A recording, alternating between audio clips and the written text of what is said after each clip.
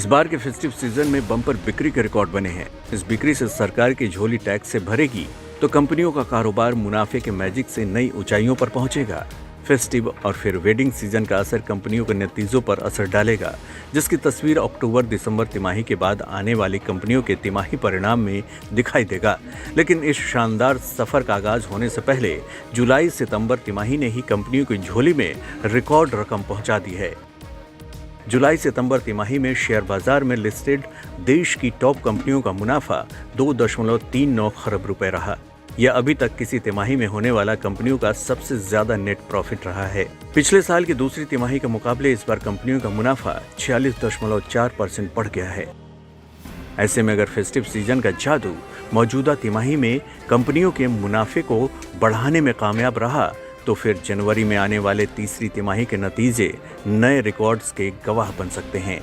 हालांकि इस तेजी में अभी भी बढ़ोतरी की काफी गुंजाइश इसलिए भी है क्योंकि बीती तिमाही में रिकॉर्ड बनाने में केवल 3 सेक्टर्स का बड़ा रोल रहा है।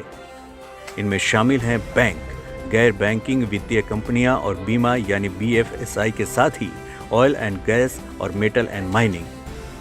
अब अगर कुल तेजी में इन 3 सेक्टर्स की हिस्सेदारी देखी जाए तो फिर समझ आता है कि कैसे जुलाई-सितंबर तिमाही में ये नेट प्रॉफिट का रिकॉर्ड बना है।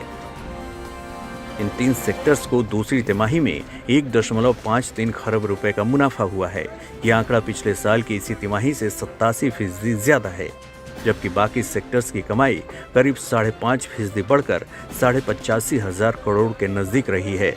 यह आंकड़ा अक्टूबर-दिसंबर 2020 के ऑल टाइम हाई से 10% कम है। यानी 3 सेक्टर्स के दम पर जो रिकॉर्ड बना है वो बाकी सभी सेक्टर्स की भागीदारी बढ़ने पर कमाल कर सकता है। फिलहाल जो संकेत मिले हैं उन्हें देखकर तो यकीन किया जा सकता है कि मौजूदा तिमाही में ज्यादातर सेक्टर्स का प्रदर्शन नए कीर्तिमान स्थापित करेगा। अगर वाकई ये अनुमान सही निकला तो फिर इकॉनमी की रफ्तार को कोई भी धीमा नहीं कर पाएगा।